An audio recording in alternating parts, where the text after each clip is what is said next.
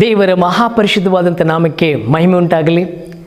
ನನ್ನ ಆತ್ಮೀಯ ಒಲವಿನ ಎಲ್ಲ ಕ್ರೈಸ್ತ ಭಕ್ತರಿಗೆ ಮತ್ತೊಮ್ಮೆ ಈ ಮುಂಜಾನೆಯ ಶುಭಾಭಿವಂದನೆಗಳು.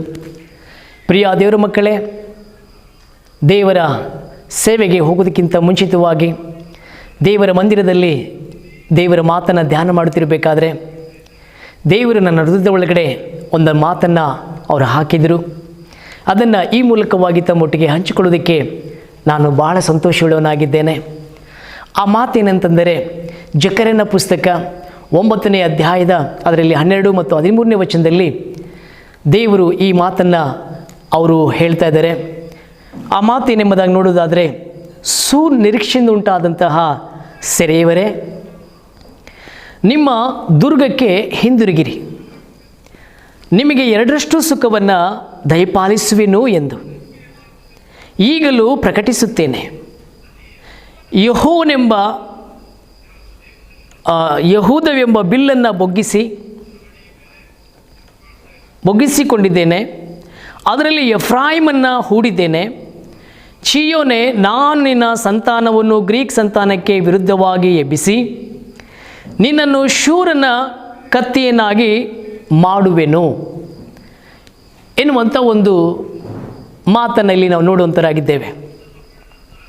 ದೇವರ ಆಧ್ಯಾತ್ಮಿಕವಾದಂಥ ದುರ್ಗದ ಒಳಗಡೆ ಹೋಗಬೇಕಂತಂದರೆ ದೇವರ ಭಕ್ತರಾಗಿರುವಂಥ ಪ್ರತಿಯೊಬ್ಬರಿಗೂ ಒಂದು ಐಡೆಂಟಿ ಬೇಕು. ಆ ಐಡೆಂಟಿ ಏನೆಂಬುದಾಗಿ ನೋಡೋದಾದರೆ ಅಂತರಂಗದ ಪರಿಶುದ್ಧತೆ. ದೇವರು ಆ ಮನುಷ್ಯನ ಒಂದು ನೀಳವನ್ನು, ಚೆಲುವಿಕೆಯನ್ನು ಅಥವಾ ಆತನ ಒಂದು ಸ್ಥಿತಿಯನ್ನು, ಆತನ ಪರ್ಸ್ನಾಲಿಟಿಯನ್ನು, ಆತನ ಶ್ರೀಮಂತಿಕೆಯನ್ನು, ಆತನ ಬಡತನವನ್ನು ಆತನು ನೋಡದೆ ಆತನು ಅಂತರಂಗದ, ಆತನ ಹೃದಯಕ್ಕೆ ಹತ್ತಿರವಾಗಿರುವಂತಹ ವ್ಯಕ್ತಿ ಅಂತಂದರೆ ಆತನ ಪರಿಶುದ್ಧತೆಯನ್ನು ದಿನದಿನೆಯೂ ಹೊಂದಿಕೊಂಡು ಯಾರಿರ್ತಾರೋ ಆತನ ಆ ಒಂದು ದುರ್ಗದ ಒಳಗಡೆ ಹೋಗಬೇಕಾದರೆ ಒಂದು ಐಡೆಂಟಿ ಎಂಬುದಾಗಿ ನೋಡೋದಾದರೆ ಅಂತರಂಗದ ಆ ಪರಿಶುದ್ಧತೆಯು ಬಹಳ ವಿಶೇಷವಾಗಿದೆ. ಹೌದು ಪ್ರಿಯರೇ, ಈ ಪರಿಶುದ್ಧತೆಯು ನಿನ್ನಲ್ಲಿ, ನನ್ನಲ್ಲಿ, ಕ್ರೈಸ್ತ ಭಕ್ತರಾಗಿರುವಂಥ ನಮ್ಮೆಲ್ಲರಲ್ಲಿ ಇರುವಾಗ ನಮ್ಮಲ್ಲಿರುವಂತಹ ಅದು ಸಮಸ್ಯೆಗಳು ಒಂದು ವೇಳೆ ಶಾರೀರಿಕವಾಗಿ ಅದು ಬೆಟ್ಟದಂತೆ ಕಂಡರೂ ಕೂಡ ಆ ಪರಿಶುದ್ಧತೆ ಅನ್ನುವಂಥ ಒಂದು ಆ ದುರ್ಗದ ಒಳಗಡೆ ಇದ್ದುಕೊಂಡು ಆ ಪರಿಶುದ್ಧತೆಯನ್ನು ನಾವುಗಳು ಅದು ಅನುಸರಿಸ್ತಾ ಮುಂದೆ ಹೋಗುವಾಗ ಅನೇಕ ನಮ್ಮಲ್ಲಿರುವಂತಹ, ನಮ್ಮ ಕುಟುಂಬದಲ್ಲಿರುವಂತಹ, ನಮ್ಮ ಸಭೆಯಲ್ಲಿರುವಂತಹ, ನಮ್ಮ ಸೇವೆಯಲ್ಲಿರುವಂತಹ ಎಲ್ಲ ಸಮಸ್ಯೆಗಳನ್ನು ಒಂದೊಂದಾಗಿ ದೂರಪಡಿಸಿ 2ರಷ್ಟು ಸುಖವನ್ನು, ಆಶೀರ್ವಾದವನ್ನು ಖಂಡಿತವಾಗಲೂ ದೇವರು ಅನುಗ್ರಹಿಸುತ್ತಾನೆ ಅನ್ನುವಂಥ ಆ ಇನ್ನೊಂದು ಸ್ವರವನ್ನು, ದೇವರ ಮಾತನ್ನು ಅದು ನನಗೆ ನಿಜವಾಗಲೂ ಬಹಳ ಒಂದು ಆಶ್ಚರ್ಯವಾಗಿ ತೋರಿತ್ತು. ಯಾಕಂದರೆ ನಾನು ಕೂಡ ಆ ರೋಗದಲ್ಲಿ, ಆ ಸಮಸ್ಯೆಯಲ್ಲಿ, ಆ ಸಾಲದಲ್ಲಿ ನಾನು ಇದ್ದೀನಲ್ಲ, ದೇವರು ಈ ವಾಕ್ಯವನ್ನು ಯಾಕೆ ಕೊಡ್ತಾ ಇದೆ ಎಂಬುದಾಗಿ ನಾನು ಕೇಳಿದಾಗ ಅದು ನನಗೂ ಮತ್ತು ನನ್ನೆಲ್ಲ ಕ್ರೈಸ್ತ ಭಕ್ತರಿಗೂ ನಿಜವಾಗ್ಲೂ ಮಾತಾಡ್ತಾ ಇರುವುದನ್ನು ನೋಡುವಾಗ ನಿಜವಾಗಲೂ ನನಗೆ ಬರುವ ದಿವಸಗಳಲ್ಲಿ 2ರಷ್ಟು ಆಶೀರ್ವಾದವನ್ನು ಖಂಡಿತವಾಗಲೂ ದೇವರು ಆಧ್ಯಾತ್ಮಿಕವಾಗಿಯೂ ಮತ್ತು ಅನೇಕ ಶಾರೀರಿಕವಾಗಿ, ಕುಟುಂಬಕರವಾಗಿ ಅಥವಾ ಬೇರೆ ಯಾವುದೋ ರೀತಿ ಇರುವಂಥ ಎಲ್ಲ ಸಮಸ್ಯೆಗಳನ್ನು ಖಂಡಿತವಾಗಲೂ ದೇವರು ಆತನ ಆಧ್ಯಾತ್ಮಿಕದ ದುರ್ಗದ ಒಳಗಡೆ ಪರಿಶುದ್ಧರಾಗಿ ನಿಲ್ಲಲ್ಪಡುವಾಗ ಖಂಡಿತವಾಗಲೂ ಎಲ್ಲ ಸಮಸ್ಯೆಗಳಿಂದ ನಾವುಗಳು ವಿಮುಕ್ತರಾಗ್ತೀವಿ ಅನ್ನುವಂಥ ಒಂದು ಮಾತನ್ನು, 2ರಷ್ಟು ಆಶೀರ್ವಾದವನ್ನು ದೇವರು ನಮಗೆ ಕೊಡ್ತಾರೆ, 2ರಷ್ಟು ಸುಖವನ್ನು ನಾನು ಖಂಡಿತ ಕೊಟ್ಟೇ ಕೊಡ್ತೇನೆ ಎಂಬುದಾಗಿ ದೇವರು ಇನ್ನೊಂದು ಸಾರಿ ಪ್ರಕಟಿಸ್ತಾ ಇದ್ದಾರೆ. ದೇವರಿಗೆ ಮಹಿಮೆ ಆಗಲಿ. ಹೀಗೆ ನನ್ನ ಪ್ರಿಯ ದೇವರ ಮಕ್ಕಳಲ್ಲಿ ಸೆರೆಯಲ್ಲಿರುವ, ಅಂದರೆ ಬಂಧಕ, ರೋಗ, ಸಾಲ, ಹೀಗೆ ಮುಂತಾದಂಥ ಸಮಸ್ಯೆಗಳಿಂದ ಆ ಬಂಧನದಲ್ಲಿರುವಂತಹ ಪ್ರತಿಯೊಬ್ಬ ದೇವರ ಮಕ್ಕಳಿಗೆ ಒಂದು ಅರ್ಹತೆ, ಇಂಥವರೆಲ್ಲರಿಗೆ ಒಂದು ಕರೆಯುವಿಕೆಯನ್ನು ದೇವರು ಕೊಡ್ತಾ ಇದ್ದಾರೆ.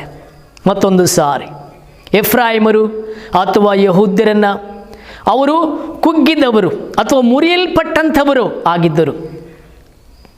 ಕೆಲವು ಸಾರಿ ಸಮಸ್ಯೆ ಇಲ್ಲದಿದ್ದರೆ ನೀನು ಬೊಗ್ಗಲಾರಿ ಅನ್ನುವಂಥ ಒಂದು ಮಾತು ಅದು ಸತ್ಯವಾಗಿದೆ ಪ್ರಿಯ ದೇವರ ಮಕ್ಕಳೇ. ಸಮಸ್ಯೆಗಳಿಂದ ಕೂಡಿದವರೇ ಎಂತೆಂಥ ಪರಿಸ್ಥಿತಿಗಳು, ಎಂತೆಂಥ ಸಮಸ್ಯೆಗಳು, ರೋಗಗಳು, ಸಾಲಗಳು ಇವೆಲ್ಲವುಗಳಿಂದ ಇರುವಂತಹ ದೇವರ ಭಕ್ತರೇ, ಅದರಲ್ಲಿ ಯಾರಾದರೂ ಇನ್ನೂ ಒಳಗಡೆ ಇದ್ದುಕೊಂಡು ನೀನು ಬಹಳ ದುಃಖ ವೇದನೆಯಲ್ಲಿ ಇರುವಂಥದ್ದಾದರೆ ದೇವರು ಕರೀತಾ ಇದ್ದಾರೆ. ದೇವರಿಗೆ ಸ್ತೋತ್ರವಾಗಲಿ. ಎಲ್ಲ ಥರವಾದಂಥ ಸಮಸ್ಯೆಯಿಂದ ಕೂಡಿದಂಥವರೇ ದೇವರ ಮಂದಿರದೊಳಗಡೆ ಬಾ. ಆತನ ಪರಿಶುದ್ಧತೆಯಲ್ಲಿ ನೀನು ಬಾ. ನಿನ್ನನ್ನು ನೀನು ಪರಿಶುದ್ಧನಾದರೆ, ಆಗ್ತಾ ಹೋಗುವುದಾದರೆ, ಮತ್ತು ನಾವುಗಳು ಆತನೊಟ್ಟಿಗೆ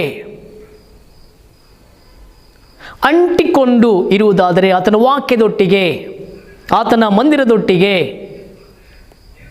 ಪರಿಶುದ್ಧರ ಐಕ್ಯವೊಟ್ಟಿಗೆ ಅಂಟಿಕೊಂಡಿರುವುದಾದರೆ, ದೇವರಿಗೆ ಆದಂಥವರಿಗೆ ಅಥವಾ ವಿರೋಧವಾಗಿ ನೀನು ನಿಲ್ಲಲು, ನಿನ್ನನ್ನು ಉಪಯೋಗಿಸಲು ದೇವರು ಇನ್ನೊಂದು ಸಾರಿ ಆತನ ದುರ್ಗದ ಒಳಗಡೆ ಆತನು ಕರೆಯಲ್ಪಡ್ತಾ ಇದ್ದಾರೆ. ಕರೆಯಲ್ಪಟ್ಟು ಒಂದು ವೇಳೆ ನಮ್ಮ ಪರಿಸ್ಥಿತಿಗಳು ಅಥವಾ ನಮ್ಮನ್ನು ನಾವು ಅಥವಾ ಸೈತಾನೆಂಬುವನು ಅನೇಕ ಕುಗ್ಗುವಂಥ ಕಾರ್ಯಗಳಿಗೆ ನಮ್ಮನ್ನು ಒಳಪಡಿಸ್ತಿರುವಂಥ ಕಾರ್ಯಗಳು ಜರುಗಲ್ಪಡ್ತಿರುವುದಾದರೆ, ದುಃಖ, ಕಣ್ಣೀರು, ವೇದನೆ, ರೋಗ, ಸಾಲ ಹೀಗೆ ಮುಂತಾದವುಗಳಿಂದ ನಮ್ಮನ್ನು ಬಾಧೆಪಡಿಸ್ತಾ ಇರುವುದಾದರೆ, ದೇವರು ಮತ್ತೊಂದು ಸಾರಿ ಈ ಒಂದು ವಾಕ್ಯದ ಮೂಲಕವಾಗಿ ನಮ್ಮನ್ನು ಆತನು ಕರೆದು, ಆತನ ದುರ್ಗದ ಒಳಗಡೆ ಕರೆದು, ನೀನು ಪರಿಶುದ್ಧನಾಗಿ ನನ್ನ ದುರ್ಗದ ಒಳಗಡೆ ಬಾ. ಮಾತ್ರವಲ್ಲ, ನಿನಗೆ ವಿರುದ್ಧವಾಗಿ ಉಂಟಾಗಲ್ಪಡುತ್ತಿರುವಂತಹ ಸೈತಾನನನ್ನು ಅಥವಾ ಶತ್ರುವನ್ನು ಎದುರಿಸಲು, ಅವನನ್ನು ಎದುರಿಸಿ ನಿಲ್ಲಲು, ಆ ಸಮಸ್ಯೆಗಳ ವಿರುದ್ಧವಾಗಿ ಎದುರಿಸಿ ನಿಲ್ಲಲು ನನ್ನನ್ನು ನಮ್ಮೆಲ್ಲರನ್ನು ಕರೀತಾ ಇದ್ದಾನೆ. ನಾವೆಲ್ಲರೂ ಕೂಡ ಒಂದು ಪ್ರತ್ಯೇಕವಾದಂತಹ ಒಂದು ವ್ಯಕ್ತಿ. ಶತ್ರುವಿನ ಅಥವಾ ಸಮಸ್ಯೆಗಳಿಂದ ಕೂಡಿರುವಂತಹ ಕಾರ್ಯಗಳಿಂದ ಆ ಶತ್ರುವಿನ ಗುಂಡಿಗೆಯನ್ನು ಸೀಳಲು, ನನ್ನನ್ನು ಉಪಯೋಗಿಸಲು ಮತ್ತೊಂದು ಸಾರಿ ಕರೀತಾ ಇದ್ದಾನೆ. ಆತನ ಕರೆಯುವಿಕೆಗೆ ಒಳಪಟ್ಟು ಆತನ ಉಪಯೋಗಿಸುವುದಕ್ಕೆ ನಮ್ಮನ್ನು ನಾವು ಸಮರ್ಪಣೆ ಮಾಡಿಕೊಂಡು,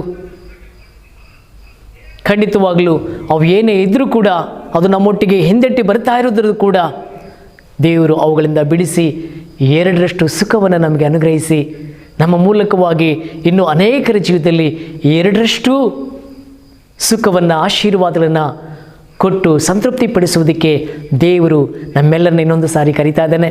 ಆತನ ಕರೆಯುವಿಕೆಗೆ ಒಳಪಟ್ಟು ನಮ್ಮನ್ನು ನಾವು ಪರೀಕ್ಷೆ ಮಾಡಿಕೊಂಡವರಾಗಿ, ಆತನ ಉಪಯೋಗಕ್ಕೆ ನಮ್ಮನ್ನು ನಾವು ಒಂದು ಪ್ರತ್ಯೇಕಿಸಲ್ಪಟ್ಟು ನಾವುಗಳು ಮುಂದೆ ಸಾಗೋಣ ಎಂಬುದಾಗಿ ಹೇಳುತ್ತಾ, ಆತನ ಆಧ್ಯಾತ್ಮಿಕವಾದ ದುರ್ಗದ ಒಳಗಡೆ ನಾವುಗಳು ನಿಂತು ಆತನ ಶ್ರೇಷ್ಠವಾದ 2ರಷ್ಟು ಸುಖ, ಆಶೀರ್ವಾದವನ್ನು ಪಡೆದುಕೊಳ್ಳುತ್ತಾ ನಾವುಗಳು ಮುಂದೆ ಸಾಗೋಣ ಎಂಬುದಾಗಿ ಹೇಳುತ್ತಾ ಈ ಮಾತುಗಳನ್ನು ನಾನು ಮುಗಿಸ್ತಾ ಇದ್ದೇನೆ. ದೇವರು ನಿಮ್ಮನ್ನು, ನಿಮ್ಮ ಕುಟುಂಬವನ್ನು ಆಶೀರ್ವಾದ ಮಾಡಲಿ. ದೇವರು ನಿಮಗೆ 2ರಷ್ಟು ಸುಖ, ಆಶೀರ್ವಾದಗಳನ್ನು ತುಂಬಿಸಲೆಂಬುದಾಗಿ ಹೇಳುತ್ತಾ ನನ್ನ ಮಾತನ್ನು ಮುಗಿಸುತ್ತಾ ನಾನು ವಂದಿಸುವಂತನಾಗಿದ್ದೇನೆ. ದೇವರು ನಿಮ್ಮನ್ನು, ನಿಮ್ಮ ಕುಟುಂಬವನ್ನು ಆಶೀರ್ವಾದ ಮಾಡಿ ಕಾಪಾಡಲಿ. ಆಮೇಲೆ thank you. God bless you.